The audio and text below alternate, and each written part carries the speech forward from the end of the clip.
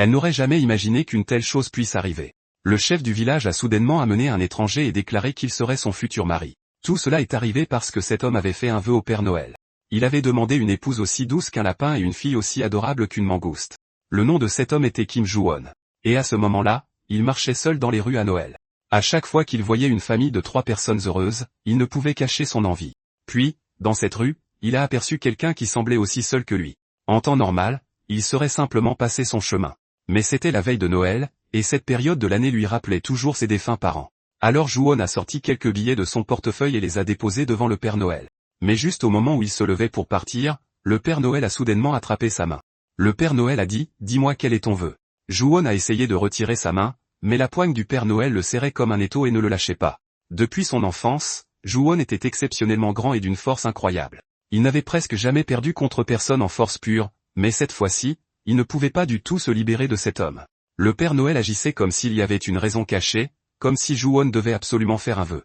Joo-won a dit à la légère qu'il voulait gagner le premier prix à la loterie, mais le Père Noël a répondu fermement « Ce n'est pas ton vrai vœu ». Il avait raison. Ce n'était vraiment pas le véritable vœu de Joo-won. Ce que Joo-won désirait par-dessus tout, c'était un foyer et une famille qui resteraient à ses côtés pour toujours. Il a dit qu'il voulait une épouse aussi douce qu'un lapin et une fille aussi mignonne qu'une mangouste. Le Père Noël sembla ressentir le désir enfoui au plus profond de son cœur et comprit que Joo-won avait vécu dans la solitude pendant bien trop longtemps. Il a même dit que c'était une chance inouïe de rencontrer quelqu'un comme Joo-won. Le Père Noël a promis de lui donner une épouse au cœur aussi pur que la neige et une fille belle et gentille.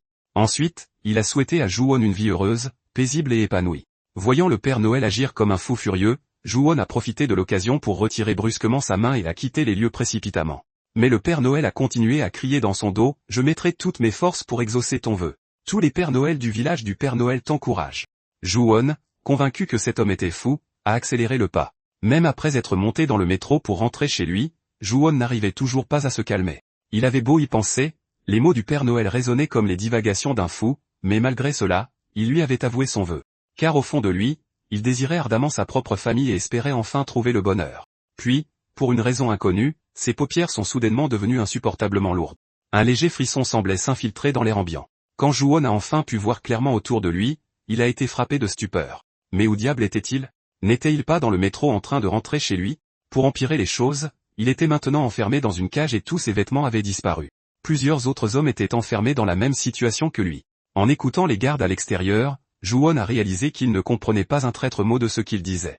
Cet endroit ressemblait à un lieu du Moyen-Âge. Tout le monde parlait une langue qu'il n'avait jamais entendue, et il n'y avait pas un seul Asiatique en vue. Il ne savait pas si c'était un rêve ou la réalité, mais une seule chose le frappait cruellement. Le fait qu'il aurait pu atterrir dans un autre monde.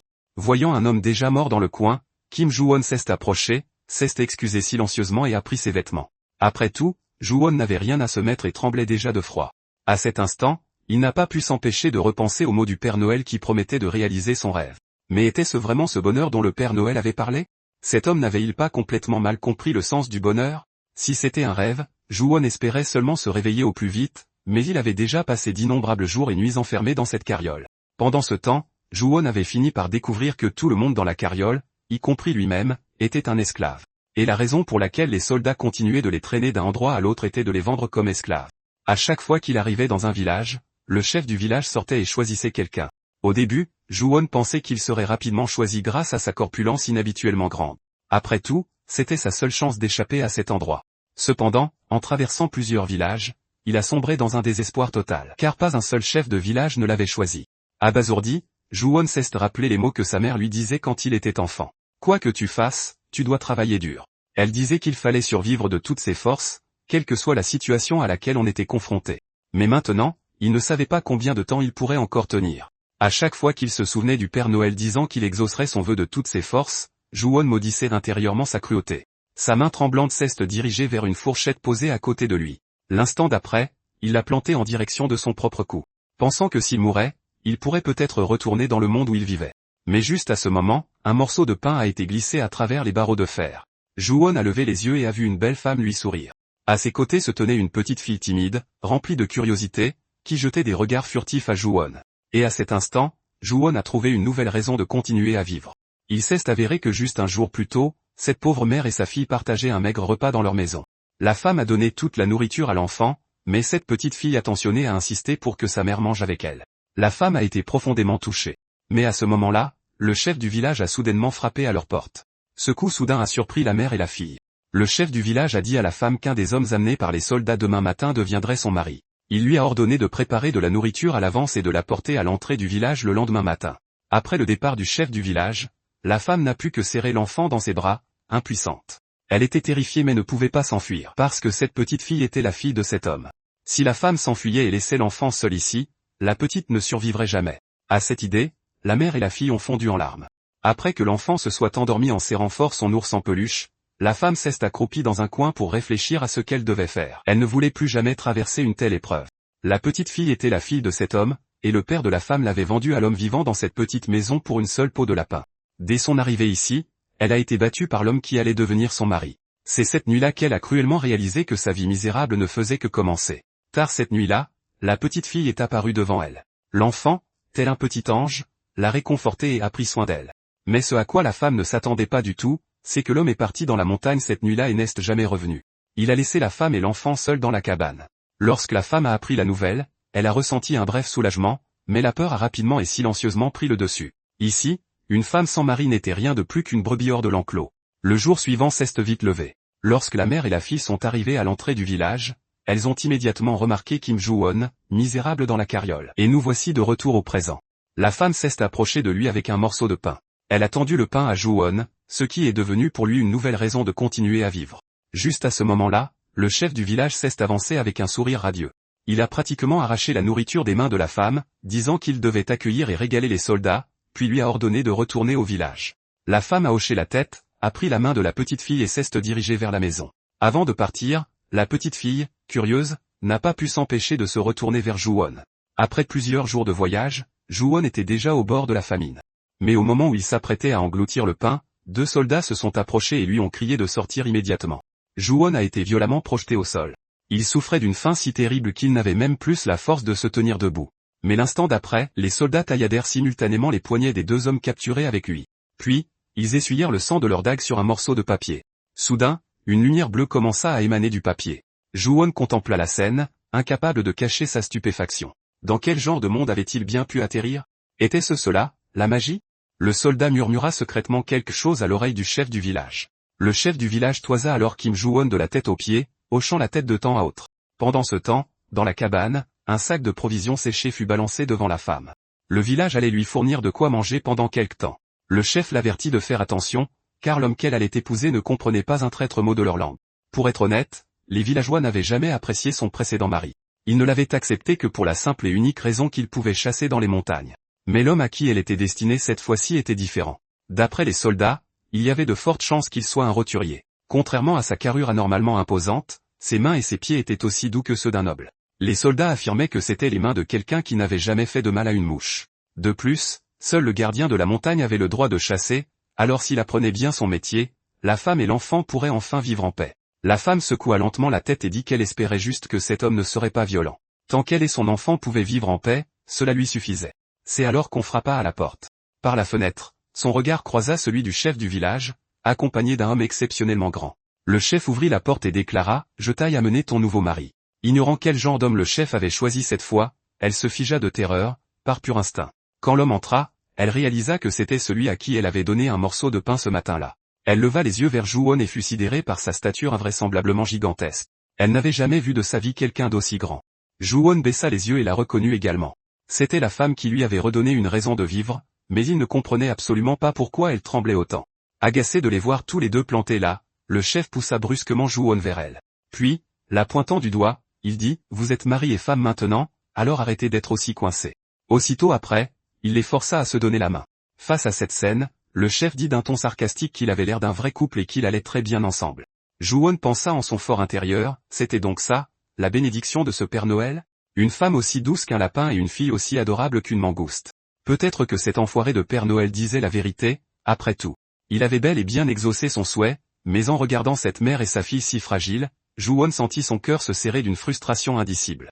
Même s'il voulait exaucer son vœu, devait-il vraiment l'expédier dans un autre monde? Et était-il obligé de lui faire subir un tel calvaire avant? L'épreuve était-elle une condition préalable à l'obtention du cadeau? Plus il y pensait, plus il bouillonnait de rage. Ce satané Père Noël s'était bien foutu de sa gueule. S'il venait à croiser son chemin de nouveau, il le lui ferait payer, c'est certain. Face à son soudain accès de colère, la femme et la petite fille furent immédiatement terrorisées. Plus tard, le chef et 2 grands gaillards emmenèrent Ju-won vers les profondeurs de la forêt. Tout au long du trajet, ils n'arrêtèrent pas de jacasser, mais ils n'y comprenaient strictement rien. C'est alors que l'homme blond lui tendit la main. Croyant à une poignée de main, Ju-won tendit la sienne en retour. Mais la pression soudaine exercée sur sa main l'étonna et le fit tressaillir. Était-ce une putain de coutume locale ou quoi?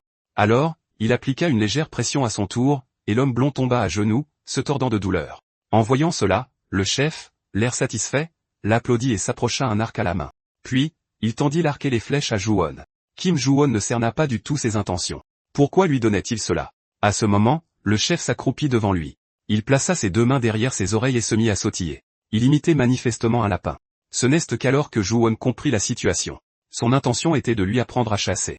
Voyant qu'il avait compris, le chef se mit à scruter les environs. Puis, il pointa soudainement devant lui, faisant signe à Ju-won de regarder. Au loin, près des hautes herbes, se trouvait un petit lapin mignon. Le chef lui tapa rudement dans le dos en continuant de babiller dans cette langue incompréhensible. Il avait bien compris le message, mais le problème, c'était qu'il n'avait jamais tenu un arc de sa vie. Il n'eut d'autre choix que de mimer maladroitement la posture des archers olympiques qu'il avait vus dans son monde d'origine. Il se rappelait avoir lu sur internet qu'il était extrêmement difficile de tirer une flèche droit. Au moment où il sentit que son regard, la flèche et le lapin étaient alignés, il lâcha brusquement la corde. Surpris par le bruit de la flèche fendant l'air, le lapin releva d'un coup la tête et scruta les environs. Mais même Ju-won ne savait pas ce qui venait de se passer. Il n'avait pas la moindre idée d'où sa flèche avait atterri. C'est alors que la mère et la fille, désormais sa famille, s'approchèrent de lui. En tant que célibataire endurci du XXIe siècle, il se retrouva immédiatement désemparé. Après tout, il savait très bien que cette femme était désormais son épouse. À force de la regarder, son visage empourpra peu à peu. Les autres remarquèrent son visage rouge, mais personne ne savait à quoi il pensait.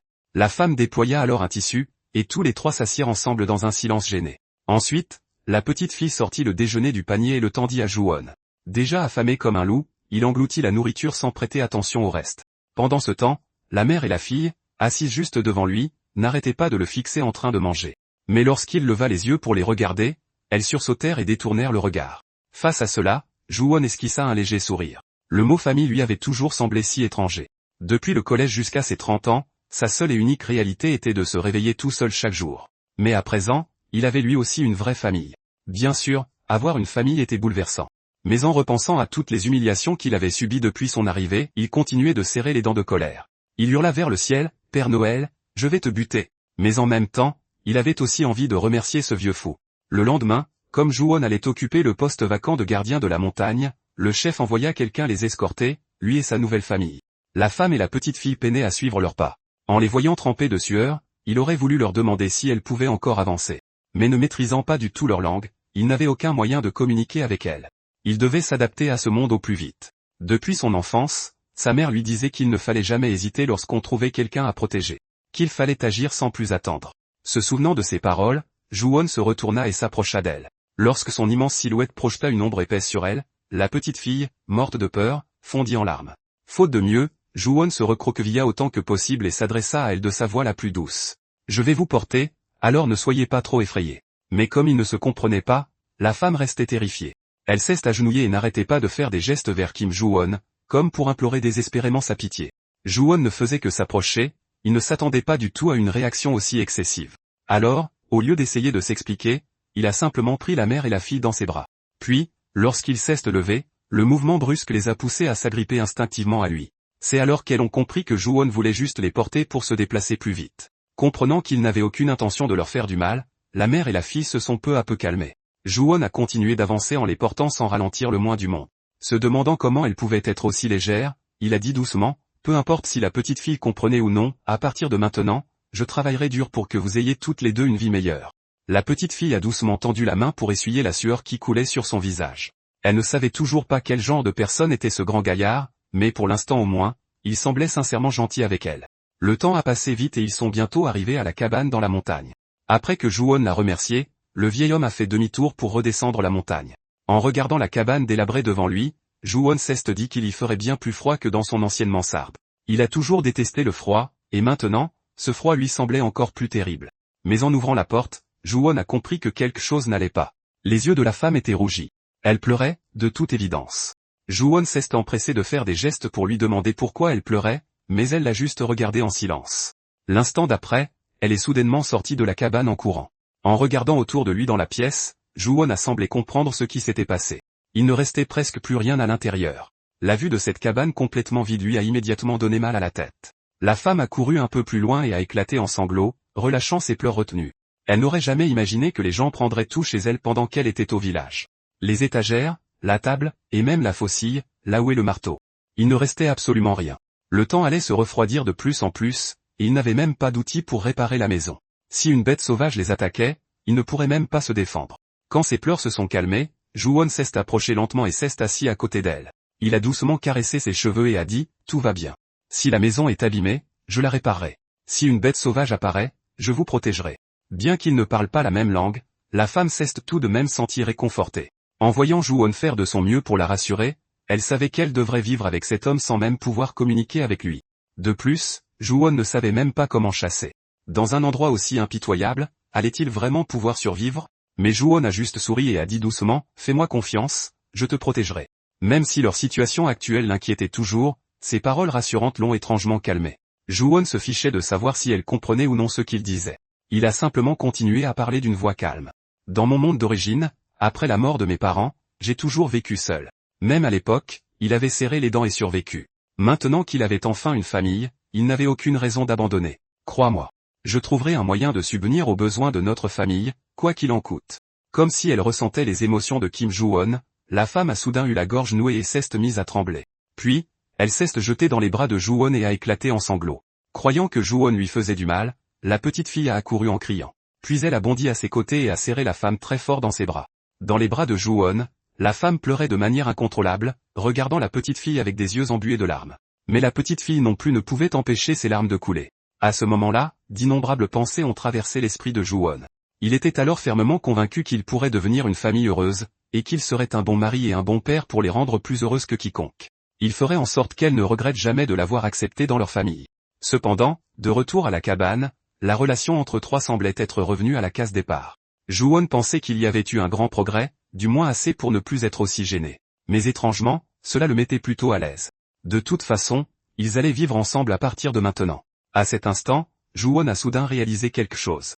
Il ne s'était même pas encore présenté correctement. Alors, il s'est montré du doigt et a dit « Je m'appelle Kim Ju-won ». Même s'ils ne se comprenaient pas, ils devaient au moins connaître leur nom. La femme a imité sa prononciation et a répété son nom, et Ju-won a hoché la tête. Ensuite, il a demandé « Pourrais-tu me dire ton nom, à toi aussi ?» Après avoir mûrement réfléchi au sens de ces mots, la femme a dit lentement « Lise ». Ju-won a répété après elle. Sa prononciation n'était peut-être pas parfaite, mais c'était assez proche. Il a souri et l'a complimenté. « C'est un très beau nom. » Ensuite, il s'est tourné vers la petite fille pour lui demander son nom, mais la mère et la fille se sont juste regardées sans rien dire. Juste après, la petite fille a secoué la tête vers Ju-won. Ju-won a été un instant déconcerté. Cela voulait-il dire qu'elle n'avait pas encore de nom? Il a doucement caressé les cheveux de la petite fille. Dans ce cas, il devrait lui en donner un lui-même. Que dis-tu de Dorothy? Il voulait qu'elle grandisse avec plein de bons amis autour d'elle, comme la fille du conte de fées. Il espérait aussi qu'elle grandisse heureuse et innocente. À partir de ce jour, ils sont devenus une véritable famille. Après cela, Ju-won est sorti pour couper du bois. Les nuits ici étaient toujours très froides. Pendant ce temps, Lee s'est caché derrière un arbre au loin, l'observant secrètement et trouvant cet homme vraiment étrange. Il avait clairement un corps et des mains bien plus forts que l'homme mort, mais il ne la frappait pas. Au contraire, il était doux. Il ne ressemblait à personne de ce qu'elle avait connu dans sa vie. La langue qu'il parlait n'était pas non plus celle de leur pays, mais sa voix était empreinte de chaleur et de gentillesse. Soudain, du coin de l'œil, Ju-won a repéré Lise cachée derrière l'arbre et l'a saluée. Mais en regardant ses cheveux noirs et ses yeux noirs, Lise s'est soudain souvenu d'une rumeur qui avait couru dans le village. Selon cette rumeur, un pays avait réussi un rituel pour invoquer un héros légendaire, et toute la nation le célébrait. Et ce héros légendaire était connu pour avoir des cheveux noirs et des yeux noirs. Lise pensait que Ju-won lui ressemblait indéniablement, mais comment un tel héros pourrait-il apparaître dans un endroit pareil? Un héros devrait logiquement vivre dans un grand palais. Il n'y avait aucune chance qu'il vienne dans un village comme le leur juste pour devenir gardien de la montagne. Voyant Lise perdue dans ses pensées, Ju-won s'est penché lentement et s'est approché d'elle. Lorsqu'il s'est approché, Lise a remarqué que ses cheveux étaient plus bruns que d'un noir de jais. Elle s'est immédiatement sentie soulagée. Il semblait juste être un peu plus imposant que la moyenne. Mais pourquoi venait-elle de ressentir du soulagement? Ils ne s'étaient pourtant rencontrés que pour la première fois aujourd'hui. En voyant l'adorable expression de Lise, Kim Ju-won a caressé doucement ses cheveux. Avant, Lise détestait profondément que les gens fassent cela. Quand la main d'un homme touchait sa tête, ce n'était généralement que pour une seule raison, pour la frapper. Mais à présent, elle réalisait qu'être caressée si doucement était en fait incroyablement chaleureux. Elle espérait même que Ju-won continuerait de le faire. Voyant les joues rougies et le regard embué de Lise, Ju-won perdit la raison un instant et l'embrassa. Lise écarquilla les yeux de surprise, mais elle ne le repoussa pas. Un instant plus tard, ils se séparèrent maladroitement, le visage en feu, mais avec un profond sentiment de regret inexpliqué. Ju-won regarda Lise devant lui. Son esprit était complètement vide, et il n'avait aucune idée de ce qu'il devait faire ensuite. C'est alors que son regard se posa sur un seau en bois à proximité, il s'en empara brusquement et s'enfuit au loin. Lise n'aurait jamais imaginé que Ju-won s'enfuirait ainsi, et ne put que regarder fixement sa silhouette s'éloigner. En se dirigeant vers la rivière avec le seau, Ju-won regrettait amèrement son action impulsive de l'instant précédent. À vrai dire, ce n'était que le tout premier jour de leur rencontre. En plus, il ne pouvait même pas communiquer correctement, alors que diable devait-il faire maintenant? Devait-il faire comme si de rien n'était? Arrivé à cette pensée, il secoua rapidement la tête pour chasser ses idées de son esprit. Cependant, en observant le paysage inconnu qui l'entourait, Ju-won se sentit soudainement confus. Jusqu'où avait-il bien pu courir? Il décida de puiser d'abord un peu d'eau à la rivière avant de se dépêcher de rentrer. Le ciel s'était assombri sans qu'il s'en rende compte, et à cet instant précis, un frisson glacial qui lui fit dresser les poils sur les bras l'envahit. Au-delà de l'obscurité de la forêt dense, l'ombre d'un loup géant émergea lentement. Ju-won maudit sa chance exécrable. Il était juste sorti puiser un seau d'eau, comment avait-il pu tomber sur un loup? Face au loup géant, il n'osait pas faire le moindre mouvement brusque. Il se baissa lentement et ramassa une branche tombée à ses pieds. Il devait à tout prix s'armer pour avoir la moindre chance de survie, alors il bougea aussi silencieusement que possible.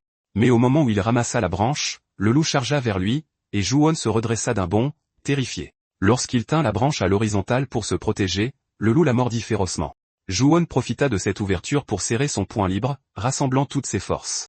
Et, puisant dans ses dernières ressources, il abattit son poing sur la tête du loup. Le loup poussa un hurlement de douleur, lâchant immédiatement prise et bondissant sur le côté. Cependant, Ju-won ne lui laissa même pas le temps de reprendre son souffle. Il lança aussitôt une pluie de coups de poing féroces sur la tête du loup. Acculé, le loup mordit violemment son bras, faisant gicler du sang rouge de tous côtés. Ju-won hurla face à la douleur atroce de la morsure, mais la blessure semblait être en feu. L'instant d'après, des flammes ardentes jaillirent soudain du bras déchiqueté par les crocs du loup. Face à cette chaleur brûlante, le loup, effrayé, lâcha le bras qu'il mordait. Ju-won baissa les yeux vers son bras avec stupéfaction, incapable de comprendre ce qui venait de se passer, mais il n'avait pas le temps d'y réfléchir. Il se jeta immédiatement sur le dos du loup. Le loup tourna de nouveau la tête pour le mordre, mais Ju-won frappa de toutes ses forces. Ses poings s'abattaient comme une pluie battante, il ignorait combien de temps il avait roué le loup de coups. Ce n'est que lorsque toute son énergie le quittait qu'il arrêta enfin de frapper. À ce moment-là, la tête du loup était entièrement recouverte de brûlures noires carbonisées. Ju-won s'allongea sur l'herbe, haletant lourdement, le regard fixé sur son bras. Son bras avait clairement pris feu à l'instant, alors pourquoi ses vêtements ne portaient-ils aucune trace de brûlure? Soudain, la scène dont il avait été témoin en entrant pour la première fois dans ce village lui traversa l'esprit. Se pourrait-il que ce soit de la magie? Était-ce une sorte de capacité surpuissante qu'il avait obtenue en venant dans cet autre monde? Ju-won pointa immédiatement le doigt vers le ciel et cria « boule de feu ». Mais rien ne se passa. Alors il commença à crier sans s'arrêter « tempête de flammes, magie du feu, souffle de dragon, esprit du feu, donne-moi ta force ». Cependant, il n'y eut toujours pas le moindre mouvement autour de lui. Malgré cela, Ju-won était certain que ce qui venait de se passer n'était pas une illusion. Sa blessure était déjà presque miraculeusement guérie.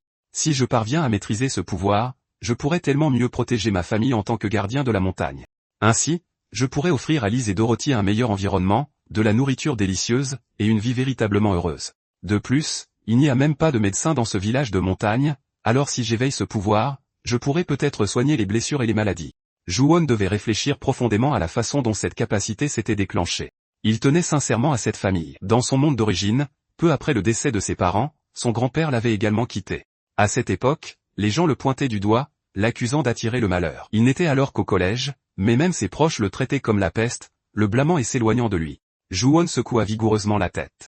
Il décida d'arrêter de ressasser ses pensées inutiles et chargea le loup mort sur son épaule.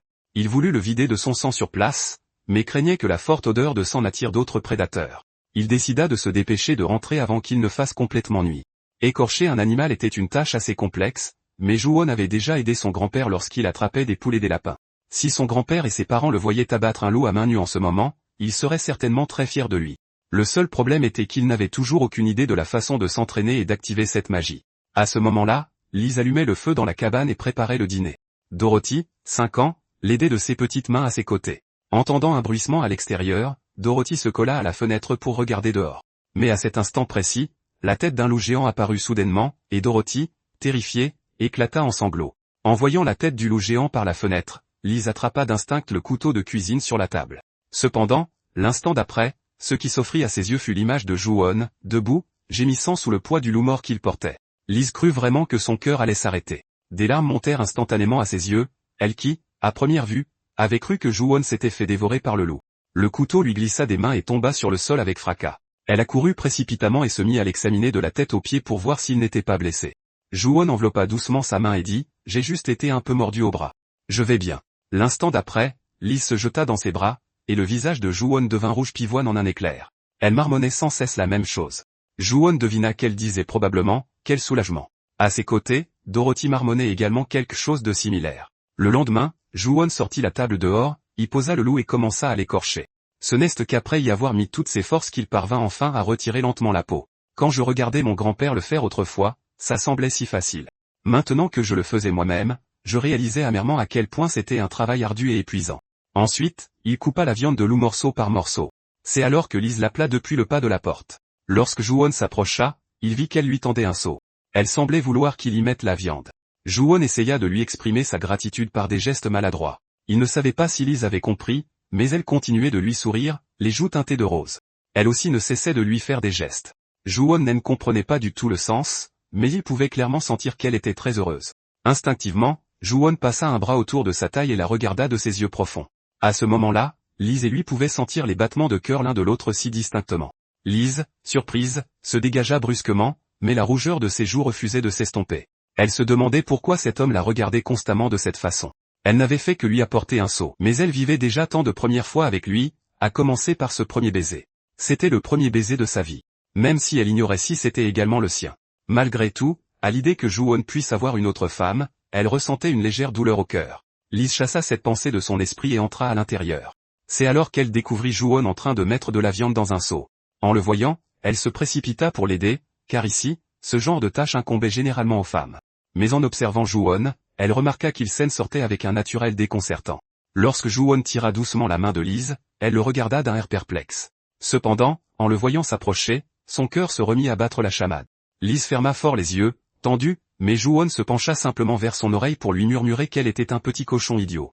Lise recula aussitôt d'un pas et le regarda timidement, se demandant pourquoi elle venait de fermer les yeux. Il n'avait manifestement aucune intention de l'embrasser. Et s'il s'imaginait qu'elle attendait un baiser? Rien que d'y penser, Lise en avait le vertige.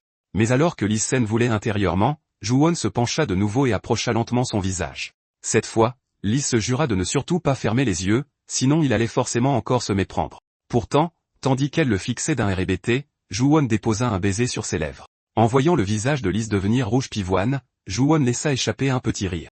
Au moment de se retourner pour se remettre au travail, il aperçut soudain sa fille debout devant la porte. Il n'aurait jamais imaginé que la petite les observait en cachette depuis le début. Réalisant que Dorothy avait tout vu, Lise s'enfuit précipitamment, le visage en feu. Finalement, ce fut Ju-won qui transporta la viande emballée à l'intérieur de la maison.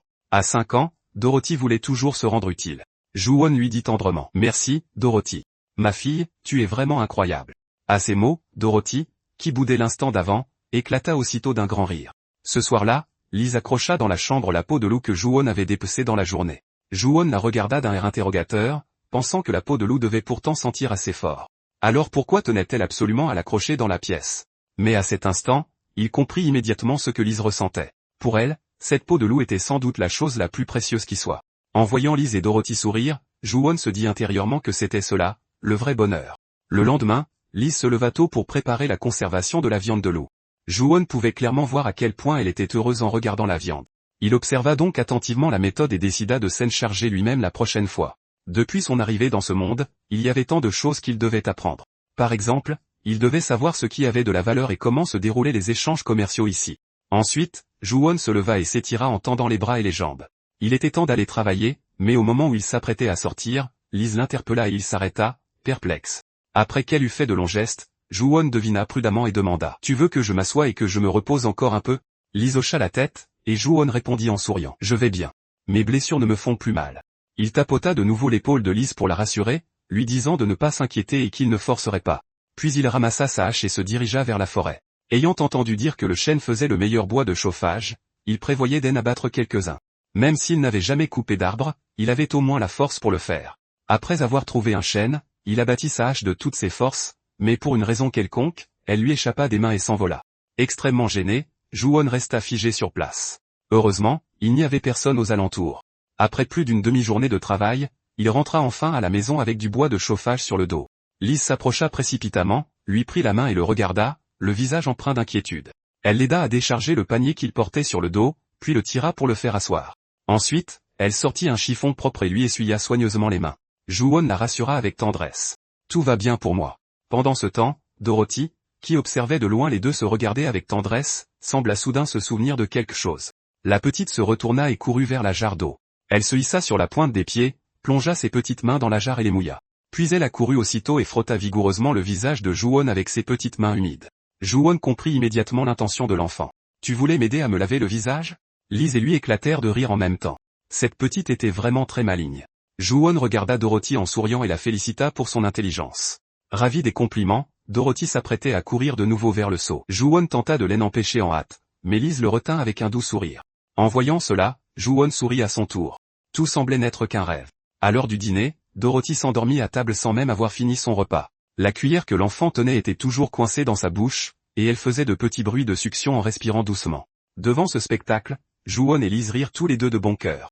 Ju-won retira délicatement la cuillère de la bouche de Dorothy, puis il la prit dans ses bras pour la porter au lit. Il l'allongea avec une immense tendresse, l'aborda avec la couverture, puis lui caressa doucement les cheveux. Pendant ce temps, Liz faisait la vaisselle à côté. Une fois tout rangé, alors que Ju-won s'apprêtait à retourner là où il dormait d'habitude, Liz lui attrapa soudainement la main. Elle regarda Ju-won avec des yeux remplis d'amour. Le bout de tissu qu'elle serrait fort dans sa main montrait clairement à quel point elle était tendue. Sous la lueur vacillante de la bougie, Ju-won leva lentement la main et enlaça doucement la taille fine de Liz. En réalisant que Liz l'avait retenu, il se sentit enfin rassuré. Cela signifiait que Liz l'avait sincèrement accepté. Ju-won lui prit donc la main et l'entraîna lentement à l'intérieur. La faible lueur de la bougie tombait sur le visage de Liz, la rendant encore plus belle. À cet instant, Ju-won espéra seulement que le Père Noël ne lui arracherait jamais cette vie heureuse. Le lendemain matin, aux premières lueurs du jour, le doux crépitement du bois de chauffage résonna. Réveillée par ce bruit, Liz réalisa seulement à ce moment laquelle était allongée dans le lit.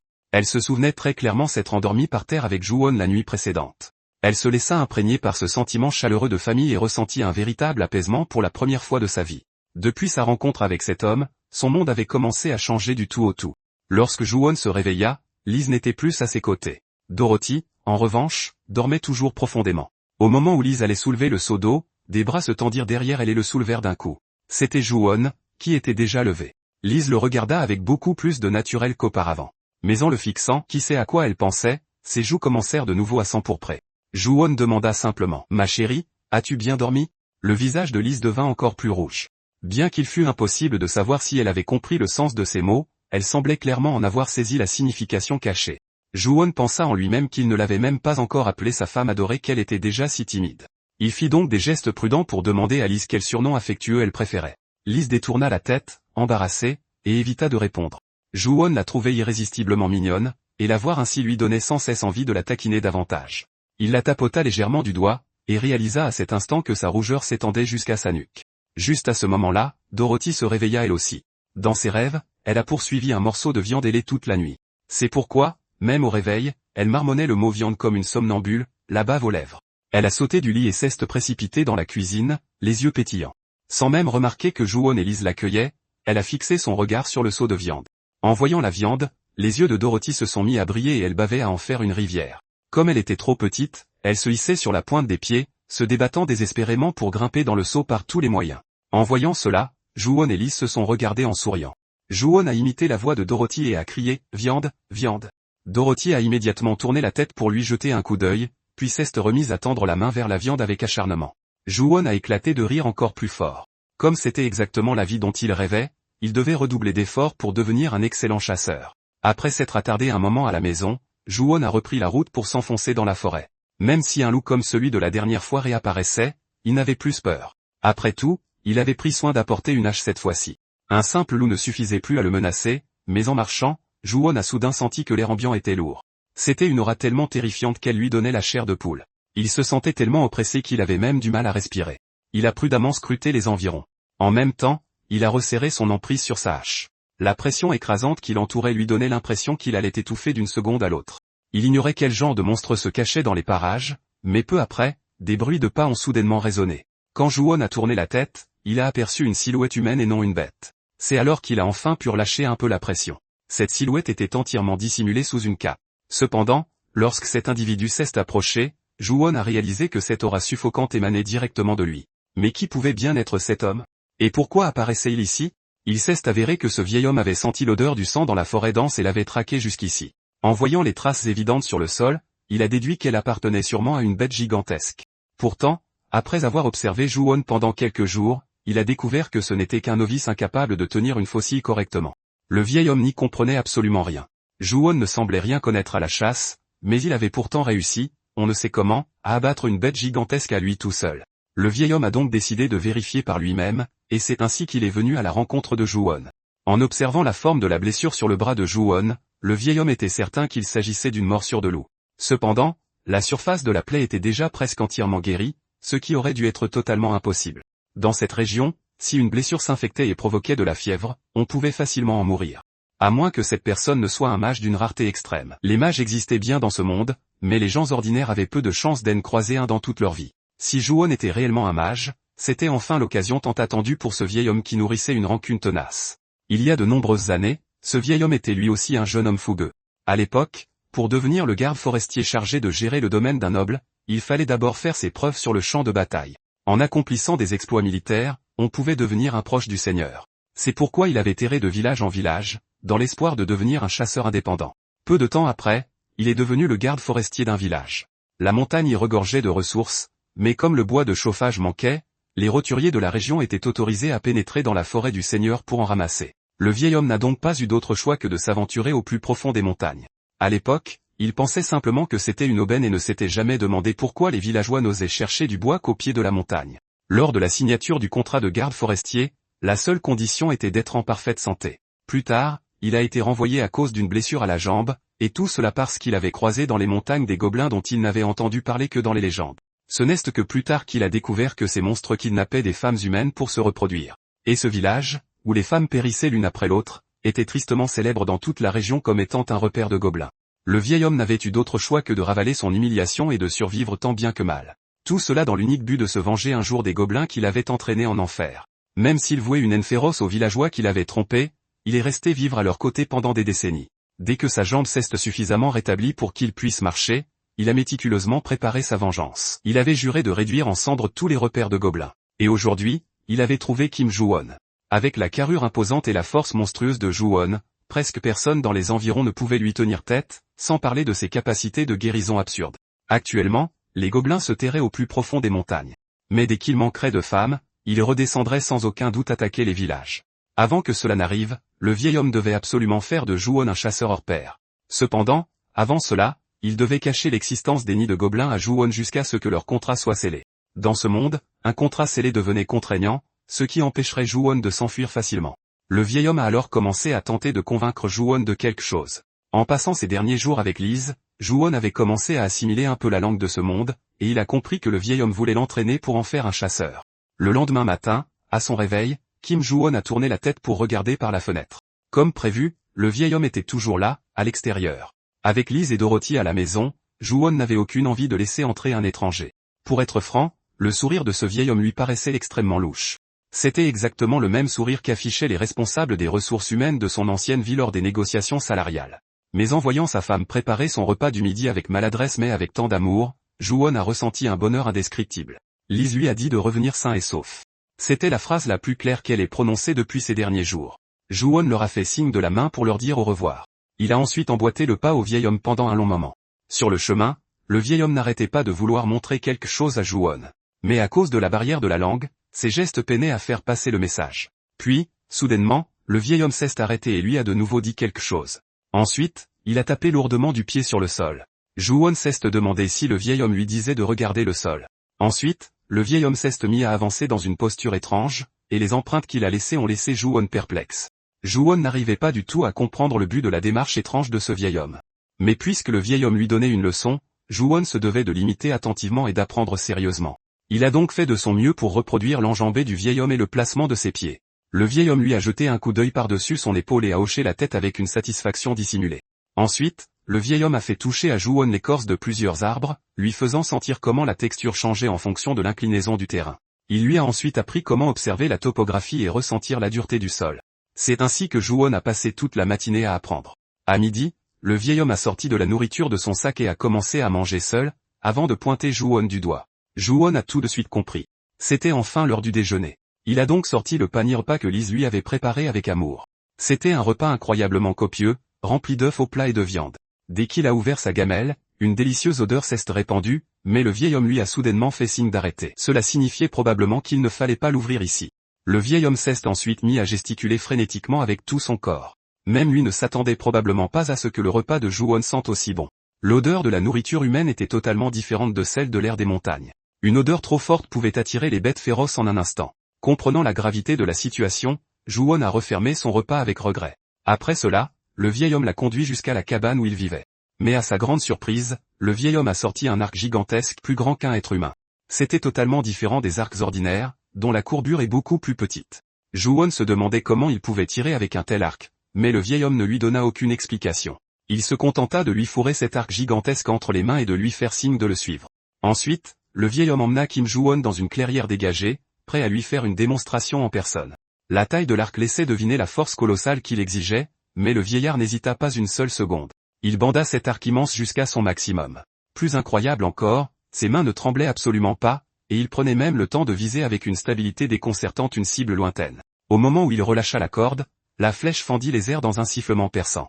En s'approchant, Ju-won constata que la pointe s'était profondément enfoncée dans le tronc de l'arbre. Par la suite, Ju-won commença à s'entraîner en imitant sa posture, tandis que le vieil homme restait à ses côtés pour corriger ses mouvements. S'il voulait maîtriser ses techniques, Ju-won devait s'entraîner avec acharnement et apprendre rigoureusement.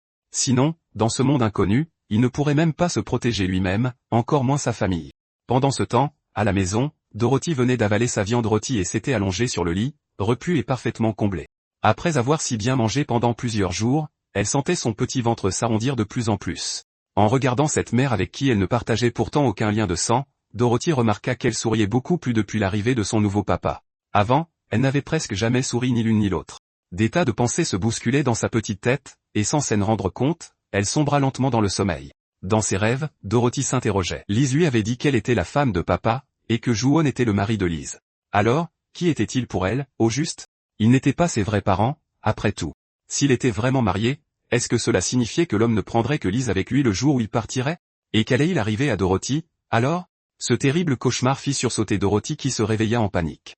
En ouvrant les yeux, l'absence de tout le monde autour d'elle la plongea dans une terreur absolue. Elle se souvint des réprimandes de son ancien père, qui lui reprochait de ne pas être un garçon et de ne savoir que manger au lieu de travailler.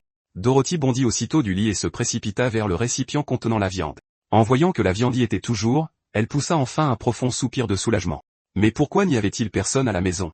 Soudain, des bruits tapageurs éclatèrent à l'extérieur. Attirée par le vacarme, Dorothy ouvrit prudemment la fenêtre, grimpa sur une chaise et regarda dehors. C'étaient des hommes qu'elle avait déjà vus auparavant. Ceux qui venaient souvent pour menacer et frapper son père.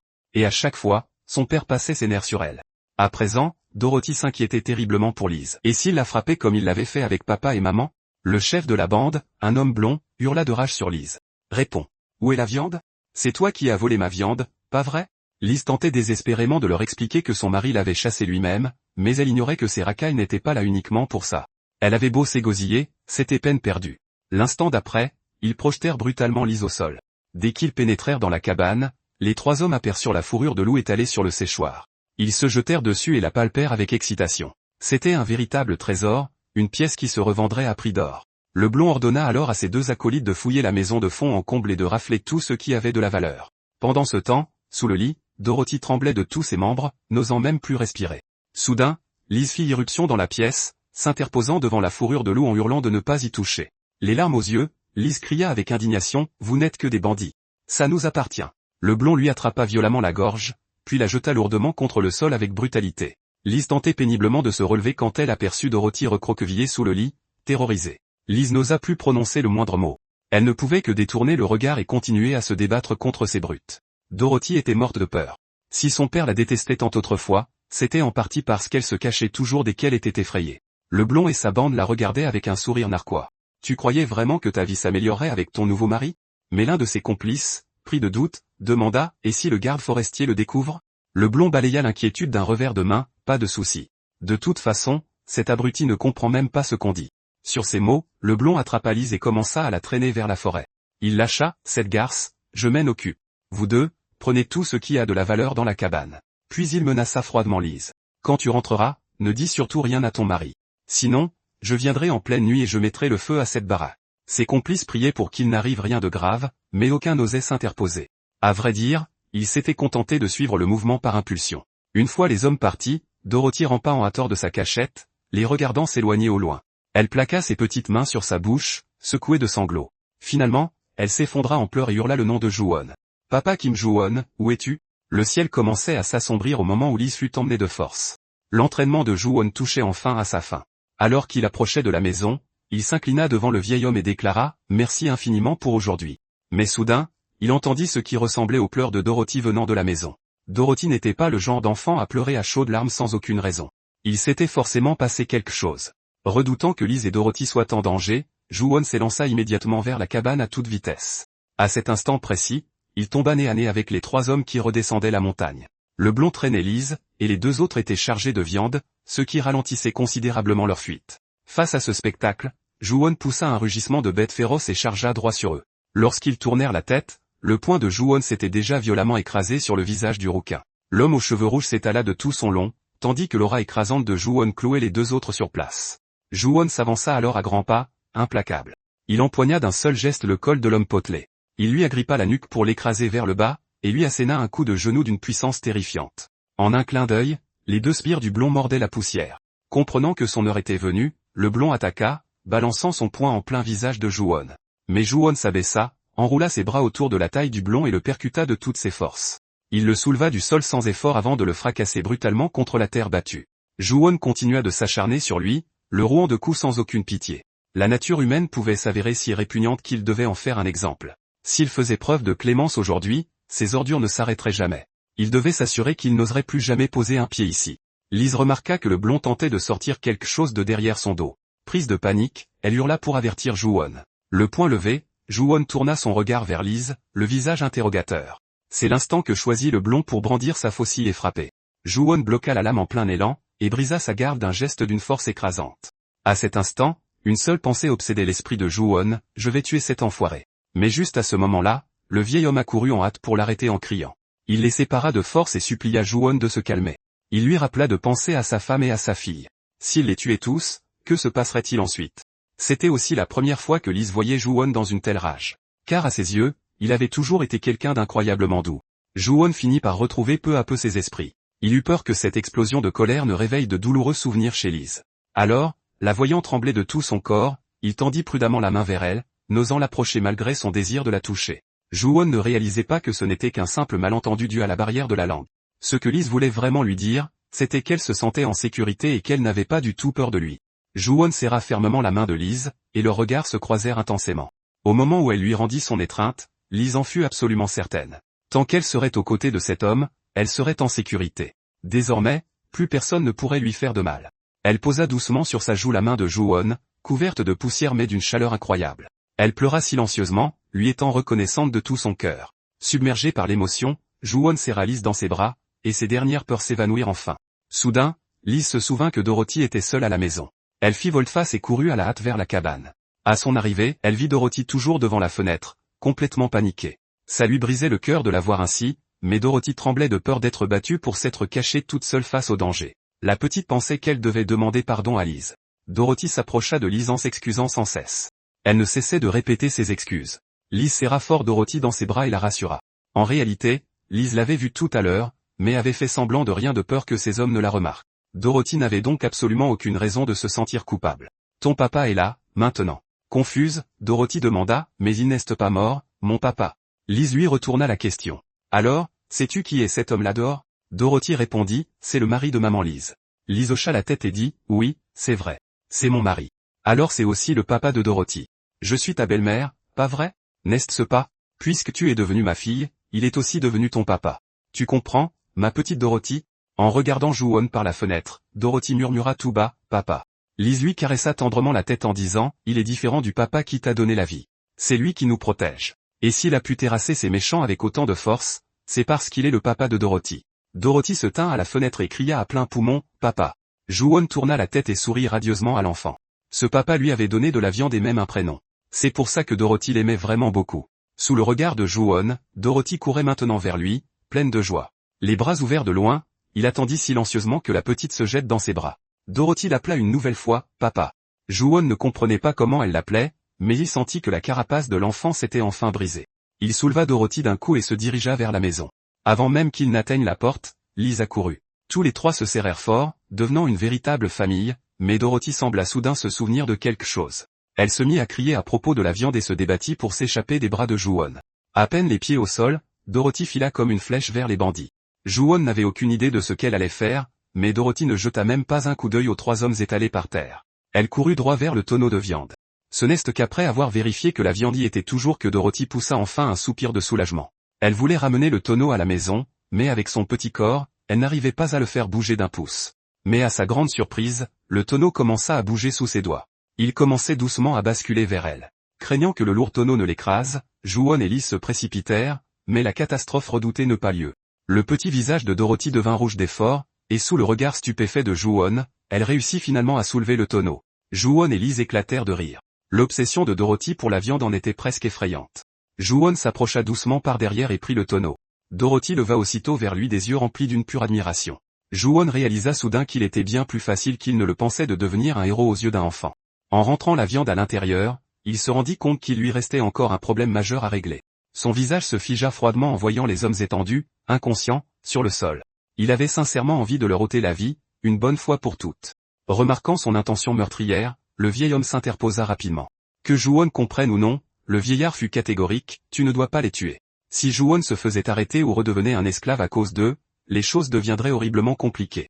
Ju-won réfléchit un instant, puis regarda Liz, qui se tenait près de la porte et le fixait toujours. Relâchant lentement ses poings serrés, il se jura intérieurement que s'il recroisait jamais ces ordures, il les achèverait de ses propres mains. Après l'avoir aidé à reprendre son souffle, le vieil homme lui montra une caisse posée à côté. C'étaient des provisions indispensables pour la montagne, et le vieillard voulait que Ju-won les ramène chez lui. Ensuite, Ju-won ne prêta plus attention aux trois hommes, récupéra la caisse et la peau de loup, et rentra chez lui. À peine eut-il posé ses affaires qu'il accueillit chaleureusement Liz et Dorothy, leur promettant de les protéger quoi qu'il arrive. Ju-won caressa doucement les ecchymoses sur le visage de Liz, le cœur serré. Mais Liz continuait de lui sourire, comme pour lui dire de ne pas s'inquiéter. Soudain, Ju-won se figea sur place, sous le choc. Il venait de réaliser que les bleus sur le visage de Liz avaient miraculeusement disparu après qu'il les ait touchés. La magie s'était-elle activée par accident? Son humeur s'illumina instantanément. S'il pouvait vraiment utiliser la magie de guérison, ce serait absolument incroyable. Le lendemain, les villageois au pied de la montagne commencèrent doucement à se réveiller. Une femme donna soudain un coup de pied à son coq en l'insultant copieusement. « Sale bête stupide. Tu ne reconnais même pas ta maîtresse, » dit le chef du village dans son dos. « Qu'y a-t-il de mal à avoir donné un bout de tissu au gardien de la montagne ?» La femme se plaignit. « Je trouve que c'était complètement inutile. C'était un tissu que je gardais précieusement depuis 10 ans. » Le chef la sermonna avec douceur. « Rien qu'à le voir, ce gars a une force herculéenne. On a besoin de lui. Sinon, quand les bêtes sauvages descendront de la montagne, des gens pourraient être blessés ou nos récoltes ravagées. » Mais la femme ne démordait pas. « Mais comment peux-tu donner mon tissu aussi facilement ?» Le chef du village baissa la voix et dit, « Tu dois comprendre. Quand il est arrivé, il n'avait clairement aucune blessure. C'est évident qu'il a été mordu par une bête sauvage, mais maintenant ses blessures sont déjà complètement guéries.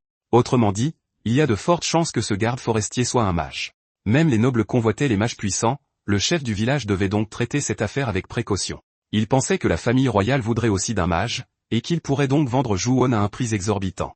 Si cela se réalisait, il ne serait plus le chef d'un si petit village.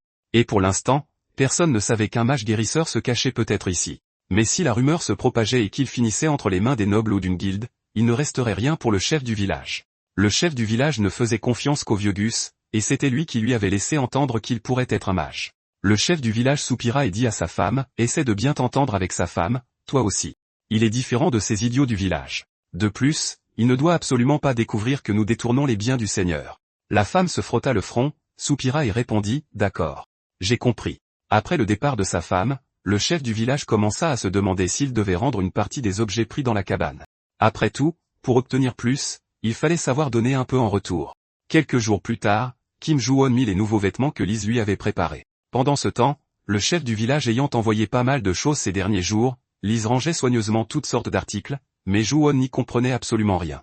Le chef du village n'avait envoyé que de vieux vêtements et quelques provisions. Mais alors, pourquoi Liz était-elle si heureuse? Quoi qu'il en soit, Puisque Lise était heureuse, Ju-won l'était aussi. Il s'approcha de Lise et dit « Je sors ». Lise l'imita et dit « Je sors ». Ju-won la pointa de nouveau du doigt et dit « Je reviens vite ». Lise répéta après lui « Je reviens vite ». Lorsque Ju-won sortit et fit un signe de la main à Lise pour lui dire au revoir, elle dit enfin « Fais attention ». Après avoir passé autant de temps ensemble, les deux pouvaient désormais communiquer de façon élémentaire. Ensuite, Ju-won se dirigea vers la remise à outils, car Gus avait dit qu'il allait chasser le lapin aujourd'hui. Ju-won se demandait aussi s'il pourrait vraiment attraper un lapin. D'autant plus que Dorothy n'arrêtait pas de réclamer de la viande. Elle marmonnait quelque chose, mais Ju-won ne comprenait toujours pas. Cependant, à chaque fois que Ju-won voyait un mignon petit lapin blanc, tout rond et duveteux, il s'imaginait que ce lapin se transformait en visage de Dorothy. De plus, sa femme étant aussi douce qu'un lapin, Ju-won se sentit soudainement angoissé. Comment pourrait-il tuer un petit lapin aussi adorable? Kim Ju-won regarda autour de lui dans la petite remise à outils. Léo avait déjà été épuisé, et le bois de chauffage déjà coupé. Alors, pourquoi ne pas en profiter pour s'entraîner à la magie? Maintenant, il pouvait soigner des contusions bien plus vite qu'avant, mais il ne pouvait pas faire jaillir des flammes de ses paumes comme ce jour-là. Comment avait-il fait, d'ailleurs? Son pouvoir ne s'activait-il qu'en cas de véritable danger? Ju-won tendit soudainement la main et cria « Art secret des flammes ». Mais rien ne se produisit. Il n'avait pas de grandes attentes, mais vu que rien ne se passa, il fut tout de même un peu déçu. Si seulement il pouvait créer une flamme, Lise et Dorothy seraient si contentes. Au moment où Ju-won allait abandonner, une petite flamme scintilla soudainement au bout de ses doigts. Ju-won leva immédiatement la main. C'était comme si on avait allumé un briquet, une petite flamme était apparue d'un coup. Dorothy, qui se tenait non loin de là, était encore à moitié endormie, mais la vue devant elle la réveilla instantanément. Dorothy écarquilla les yeux et cria « Papa, pourquoi y a-t-il du feu sur tes mains? Il faut que je le dise à maman. » Dorothy tendit même la main pour essayer de le toucher. Ju-won l'arrêta immédiatement. « Recule, Dorothy. Et si tu te brûlais ?» Entendant toute cette agitation, Lise sortit à son tour. En voyant la scène, elle fut si choquée qu'elle resta bouche bée. C'était totalement incroyable. C'est ça, la magie de feu? Après avoir reçu un torrent de compliments des deux, Ju-won se sentit un peu gêné. Il ne pouvait pas encore faire de plus grandes flammes, mais ce serait au moins utile pour allumer un feu. Après avoir regardé un long moment, Lise se retourna pour rentrer dans la maison et reprendre ce qu'elle faisait. Cependant, Ju-won était désormais vraiment embarrassé. Il ne savait pas du tout comment éteindre la flamme. Après avoir lutté en vain pendant un long moment, il décida de l'ignorer et d'attendre qu'elle s'éteigne d'elle-même. Mais l'instant d'après, la petite flamme disparut comme par miracle. Ju-won baissa les yeux vers ses doigts qui brûlaient juste avant, et murmura, déconcerté, que la magie de ce monde était vraiment trop bizarre. Il n'arrivait pas du tout à comprendre comment l'utiliser. Puis, au moment de retourner dans la maison, il vit Dorothy penchée sur le tonneau de viande. Voyant Ju-won entrer, Dorothy le regarda avec une moue pitoyable et dit « J'ai mangé toute la viande ». Lise, qui observait la scène de côté, pouffa de rire. Ju-won aussi prit une ferme résolution. Aujourd'hui, il allait attraper un lapin à tout prix pour les nourrir. À ce moment-là, une voix retentit depuis l'extérieur. « Es-tu prêt ?»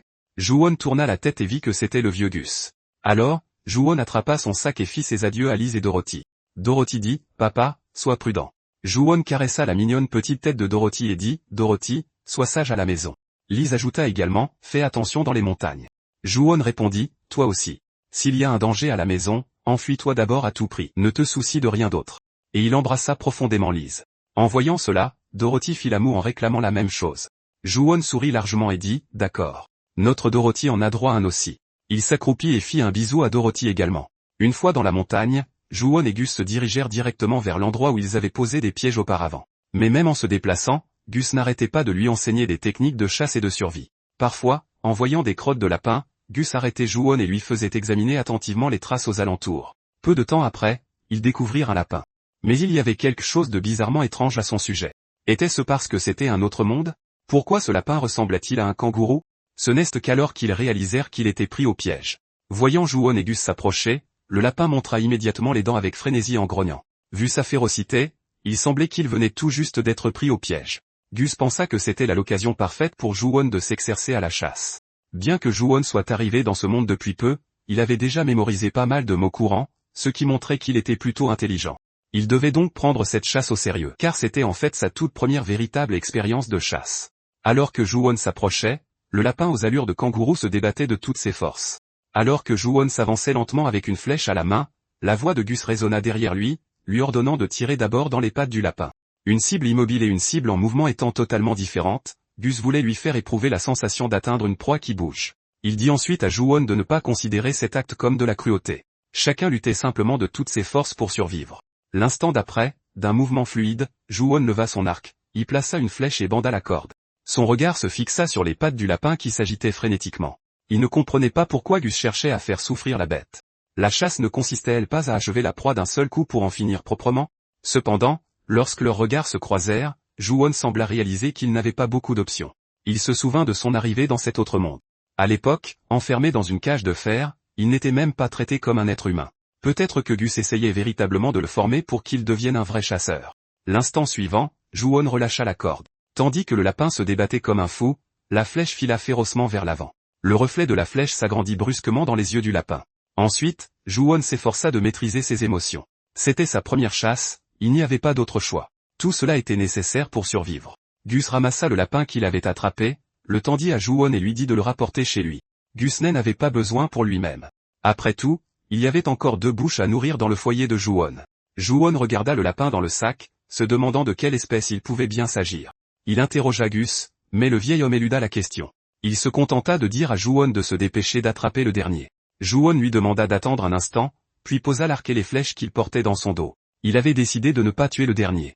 Il voulait plutôt le capturer vivant et l'élever chez lui. S'il venait à rentrer bredouille de la chasse à l'avenir, cela pourrait toujours servir de réserve de nourriture.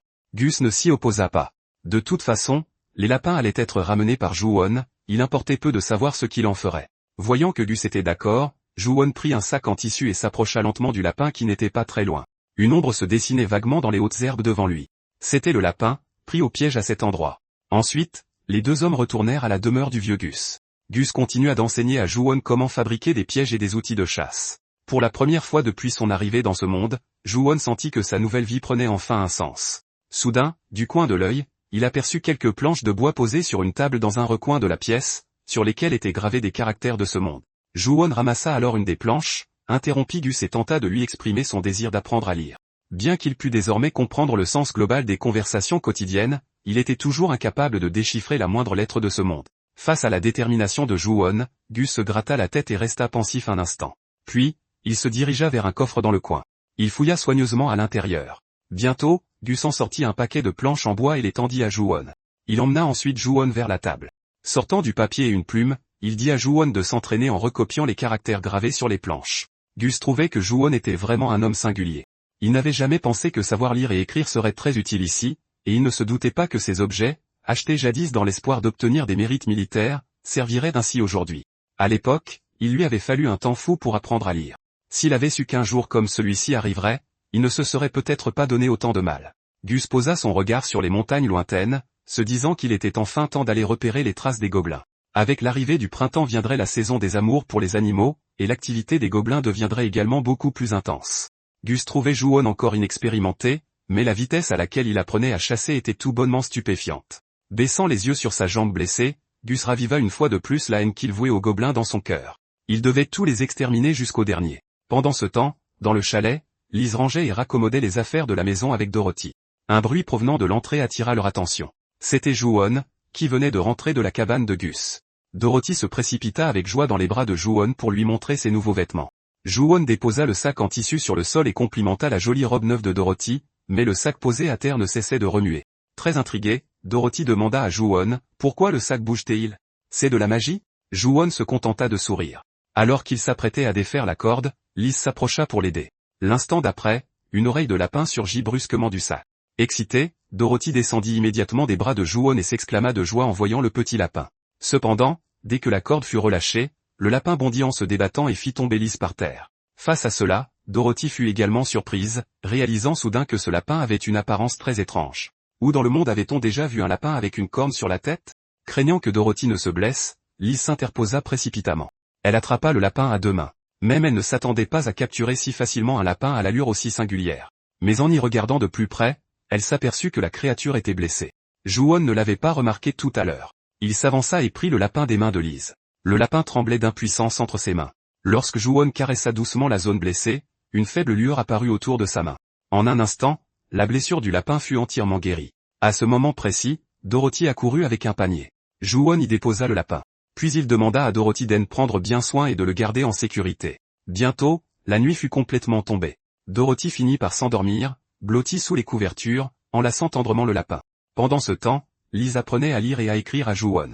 Ju-won réalisa soudain que l'avidité humaine était véritablement sans fin. Au début, Tout ce qu'il voulait, c'était s'échapper de ce chariot. Une fois qu'il avait obtenu une maison, il avait voulu l'agrandir. Et maintenant qu'il avait un foyer et une famille, il désirait en plus apprendre à lire et à écrire. Malgré une dure journée de travail, Lise continuait de lui enseigner avec patience jusque tard dans la nuit. Ju-won s'approcha lentement par derrière et commença à lui masser doucement les épaules. Le corps de Lise se crispa légèrement, et ses joues s'empourprèrent instantanément. Bientôt, elle se blottit affectueusement contre la poitrine de Ju-won. Enfin, le matin se leva, et 2 calèches roulaient en direction de la ville. Le chef du village, assis dans l'une d'elles, rouspétait intérieurement sur le fait que cette affaire était devenue si contraignante, se plaignant particulièrement des frais de transport et de commission. Pourtant, tous ces efforts en valaient amplement la peine. La plupart des mages guérisseurs étaient physiquement fragiles, mais ce gardien de la montagne était complètement différent. Le chef du village n'avait jamais vu un homme aussi grand et aussi fort que Ju-won. D'après un calcul approximatif, cette information vaudrait facilement plusieurs pièces d'or. Pendant ce temps, les 2 passagers partageant la calèche du chef du village discutaient de l'invocation de héros. Ils disaient que si une nation invoquait un héros, les autres nations auraient inévitablement besoin des leurs. C'est alors que le chef du village réalisa subitement que son village se trouvait très près d'un pays ennemi. Il devait vendre les informations rapidement, prendre l'argent et quitter le village sur le champ. Pendant ce temps, Dorothy jouait avec le bébé lapin qui était devenu sa plus grande joie. Peu de temps après, la petite décida de sortir cueillir de l'herbe pour nourrir son lapin. Cependant, une fois dehors, Dorothy découvrit que Ju-won avait construit un autre enclos.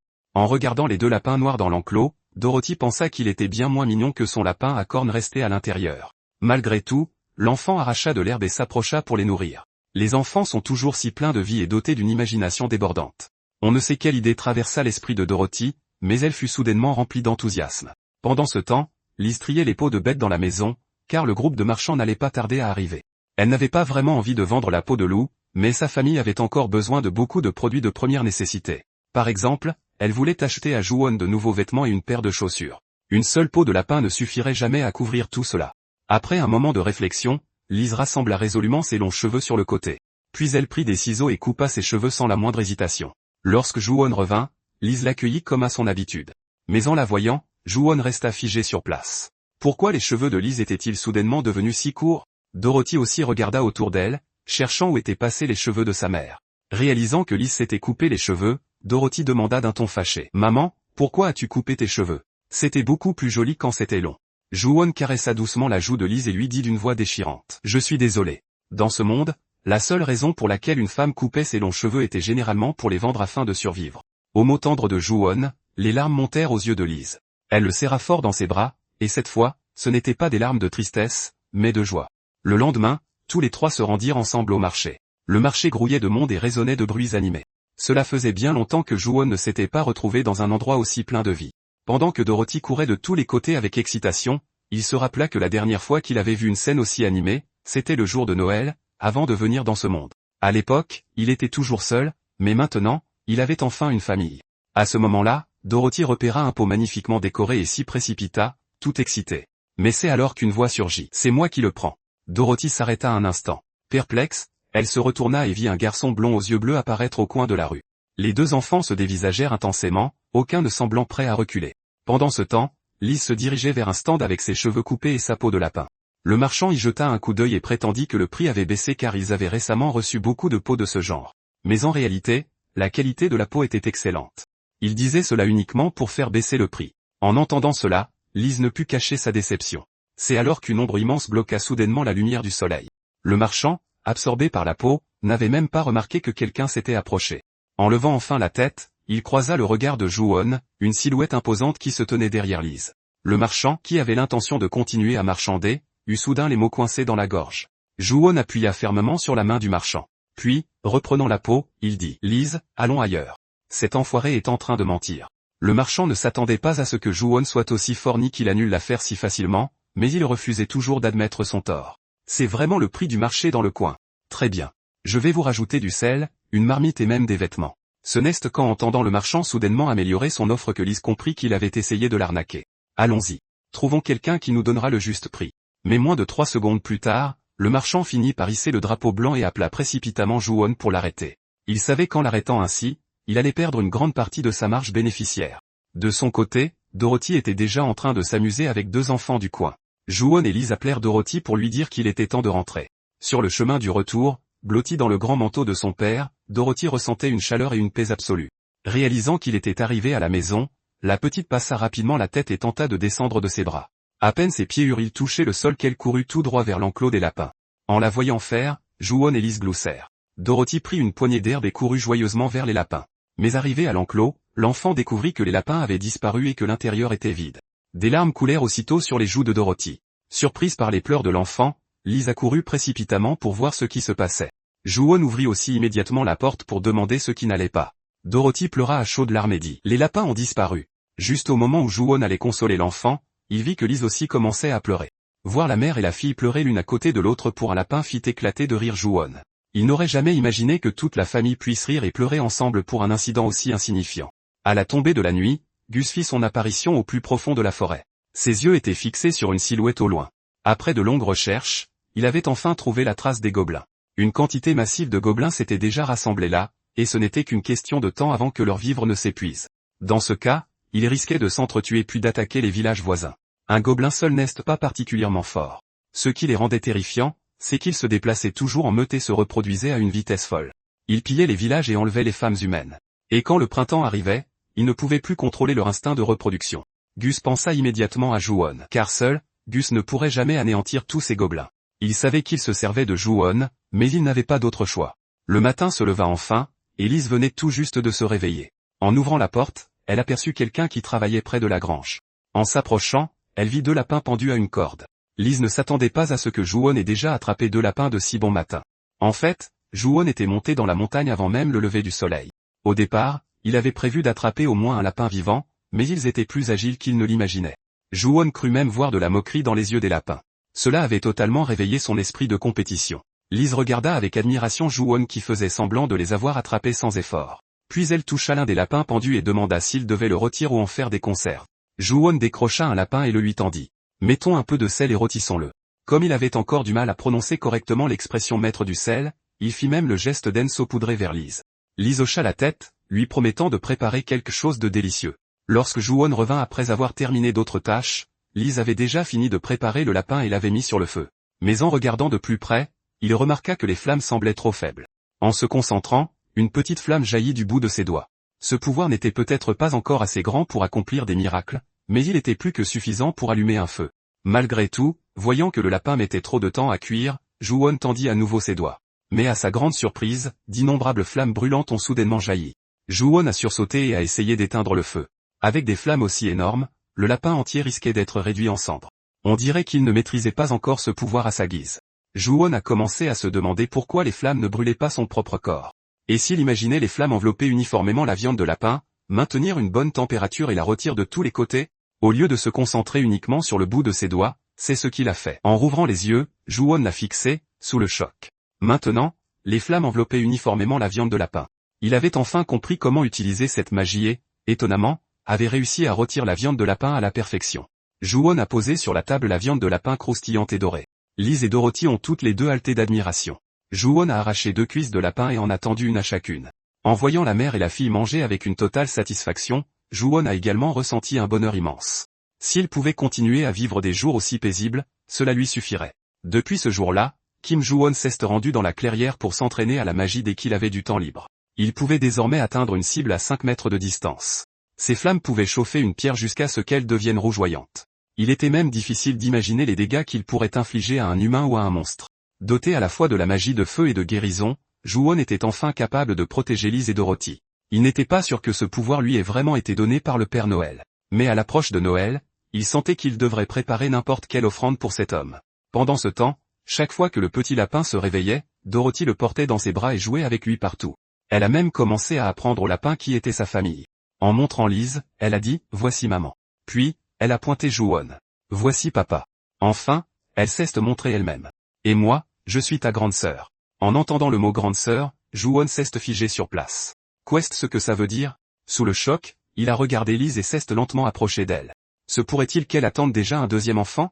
Lise s'est empressée de préciser qu'elle n'était pas du tout enceinte. En fin de compte, ce n'était qu'une idée précipitée de Ju-won. D'une voix pleine de curiosité, Dorothy a demandé pourquoi son papa s'était soudainement agenouillé. Ju-won a tourné la tête et l'a regardé avec tendresse. Dorothy était désormais véritablement sa fille, mais à ce moment-là, il a remarqué que la corne sur la tête du lapin s'était un peu allongée. Il ne savait pas si c'était une bonne ou une mauvaise chose. Cette petite créature n'appartenait décidément pas à une espèce ordinaire. Ju-won s'est mis à réfléchir, se demandant s'il devait l'élever à l'extérieur. Mais Liz et Dorothy s'étaient toutes deux profondément attachées au lapin et ont vivement protesté contre cette idée. Si Gus avait été là, Ju-won aurait pu lui poser des questions à ce sujet. Mais le vieil homme était parti depuis longtemps et n'avait donné aucune nouvelle depuis. Vu l'âge de Gus et sa jambe blessée, retourner seul dans les montagnes était absolument impossible. Ju-won pourrait peut-être utiliser sa magie de guérison pour soigner sa blessure. Après tout, Gus lui avait enseigné tellement de choses. Ce serait une façon de lui rendre l'appareil. Il pourrait aussi montrer à Dorothy l'importance de la gratitude. Cependant, dans ce monde, les mages semblaient être des êtres extrêmement rares. S'il utilisait la magie de façon imprudente, il attirait trop l'attention. Le plus important restait de devenir plus fort par lui-même, et pour cela, il devait s'entraîner sans relâche. D'abord, il a imaginé que le cœur magique à l'intérieur de son corps était une fournaise ardente. Ju-won a tendu une main tremblante, mais l'arbre devant lui n'a eu aucune réaction. La chaleur était encore largement insuffisante. Il avait dû faire une erreur quelque part ou manquer une condition cruciale. Mais l'instant d'après, l'arbre s'est enflammé dans un rugissement, comme s'il avait pris feu tout seul. Ju-won a précipitamment attrapé le seau d'eau qui se trouvait à côté de lui. Puis, il a versé l'eau sur l'arbre pour éteindre rapidement les flammes. Il semblait que l'arbre brûlait de l'intérieur, c'est pourquoi il n'y avait eu aucun signe au début. Ju-won n'aurait jamais imaginé maîtriser si vite une nouvelle façon d'utiliser sa magie. Désormais, il se sentirait beaucoup plus en confiance à chaque fois qu'il irait dans les montagnes. C'est alors que Dorothy a couru à toute vitesse vers Kim Ju-won pour l'appeler à dîner. Ju-won l'a prise dans ses bras avec un sourire affectueux et lui a dit « Ne cours pas si vite la prochaine fois. C'est dangereux. » Soudain, des cris d'oiseaux ont résonné depuis la forêt derrière lui. Un instant plus tard, d'innombrables oiseaux se sont envolés dans le ciel, comme effrayés par quelque chose. Ju-won a tout de suite été perplexe. Que se passe-t-il? Et pourquoi ces oiseaux tournoient-ils dans les airs? Il y a réfléchi longuement, mais n'a pas pu trouver de réponse. Il a donc fini par porter Dorothy et est rentré à l'intérieur pour dîner. Cet après-midi-là, Gus se tenait devant la clôture et appelait Ju-won par son nom. Gus ne venait généralement qu'à l'aube, Ju-won a donc pressenti qu'il s'était passé quelque chose. Gus a demandé, « As-tu construit cette clôture récemment ?» Ju-won a répondu, « C'est pour éloigner les loups ou les étrangers. » Gus n'a pas dit plus. Il a simplement dit qu'il prévoyait d'apprendre à Ju-won comment fabriquer un arc et des flèches. Il lui a dit sèchement qu'il ne leur restait pas beaucoup de temps et qu'il devait se dépêcher. Ensuite, Gus a commencé à lui montrer directement le processus de fabrication. Bien qu'il ait promis de lui apprendre à fabriquer un arc et des flèches, Ju-won ne s'attendait pas du tout à ce que Gus lui enseigne tout le processus en une seule journée. Le temps a passé vite. Avant même de s'en rendre compte, Gus a terminé une flèche en un rien de temps.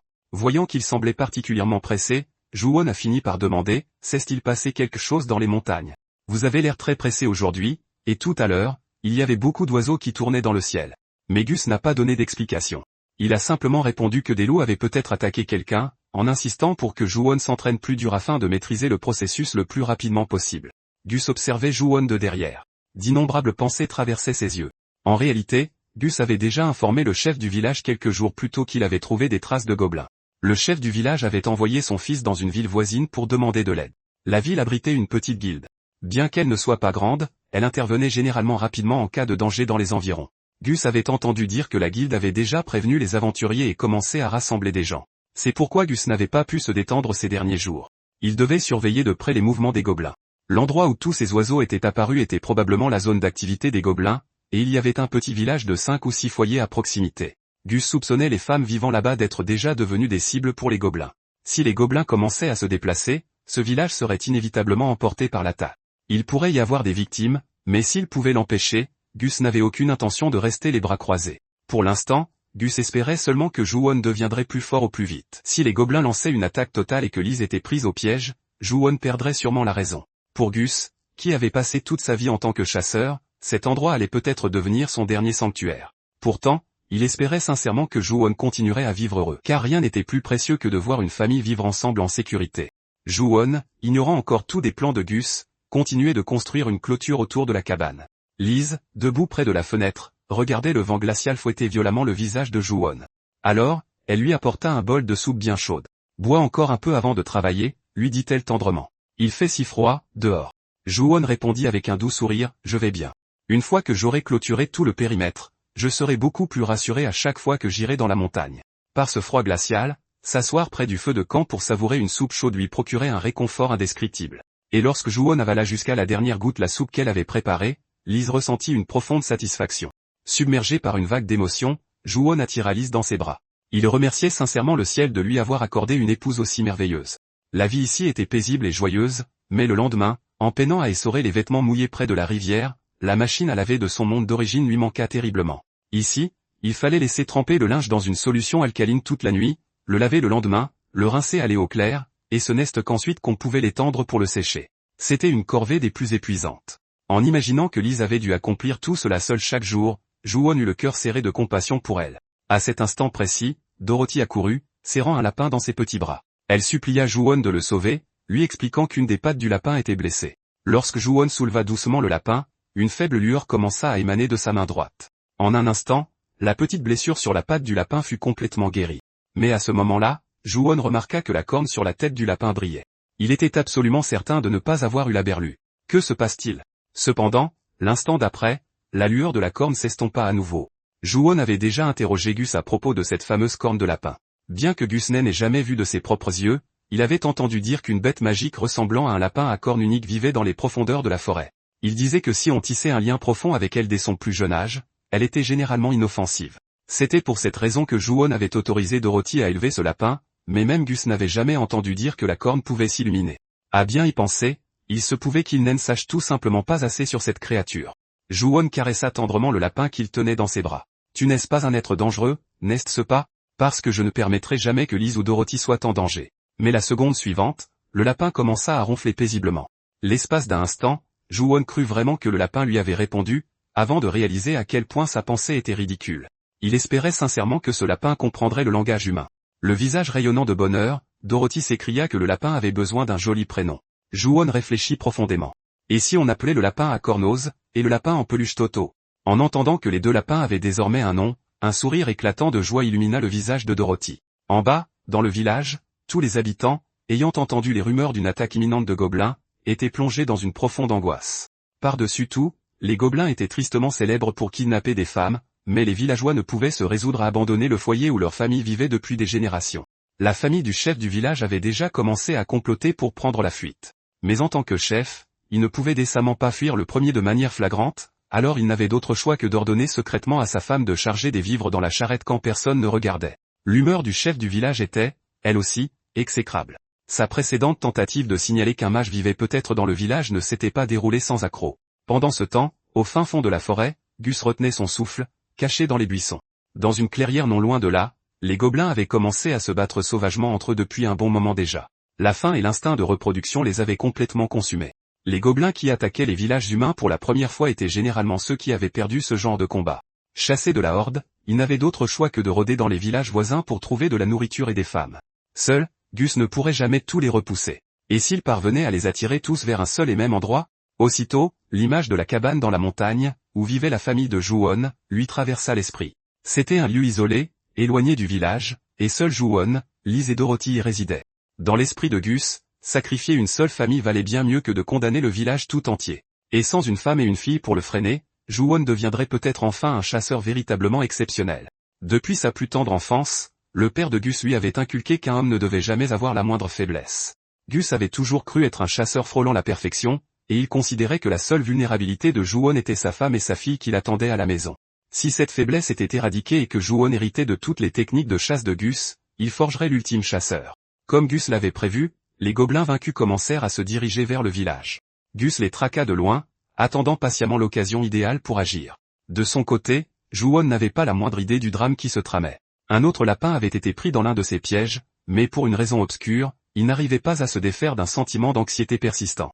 En contemplant les montagnes au loin, Ju-won réalisa soudain qu'il ne s'était jamais vraiment aventuré dans les profondeurs de ce massif. Se pouvait-il que ce pressentiment oppressant provienne du cœur même de la montagne? Il valait peut-être mieux qu'il s'y enfonce davantage aujourd'hui pour poser quelques pièges supplémentaires.